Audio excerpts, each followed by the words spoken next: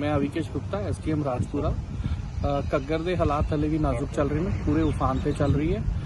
ਸਰਾਲਾ ਦੇ ਕੋਲ ਇੱਥੇ ਲਾਛੜੂ ਕਲਾਂ ਦੇ ਕੋਲ ਇੱਥੇ ਇਹਦਾ ਜਿਹੜਾ ਸਰਾਲਾ ਹੈੱਡ ਹੈਗਾ ਉੱਥੇ 17 ਦੇ ਕਰੀਬ ਇਹਦਾ ਲੈਵਲ ਚੱਲ ਰਿਹਾ ਤੇ ਐਟ ਦੀ ਸੇਮ ਟਾਈਮ ਇਹਦੇ 'ਚ 25 ਤਰ੍ਹਾਂ ਦਾ ਪਾਣੀ ਦਾ ਵੀ ਉਫਾਨ ਤੇ ਹੈਗਾ ਤੇ ਕੁਝ ਹੱਦ ਤੱਕ SYL ਦੇ ਵਿੱਚ ਵੀ ਪਾਣੀ ਵੱਧ ਰਿਹਾ ਤੇ ਇਸ ਕਰਕੇ ਅਲਰਟ ਰਹਿਣ ਦੀ ਲੋੜ ਹੈ। ਕੁਝ ਪਿੰਡਾਂ ਦੇ ਵਿੱਚ ਪਾਣੀ ਵੜਿਆ ਵੀ ਹੈ, ਜਿਵੇਂ ਦੜਵਾ ਹੋ ਗਿਆ, ਉੱਥੇ 2-3 ਘਰਾਂ ਦੇ ਵਿੱਚੋਂ ਸਾਨੂੰ ਰੈਸਕਿਊ ਆਪਰੇਸ਼ਨ ਵੀ ਕੀਤਾ ਸੀ ਤੇ ਇੱਕ ਚਮਾਰੂ ਦੇ ਵਿੱਚ ਸਨੇਕ ਬਾਈਟ ਹੋਈ ਸੀ, ਉੱਥੇ ਵੀ ਰੈਸਕਿਊ ਆਪਰੇਸ਼ਨ ਕਰਕੇ ਨਾਓ ਦ ਪੇਸ਼ੈਂਟ ਇਜ਼ ਸੇਫ।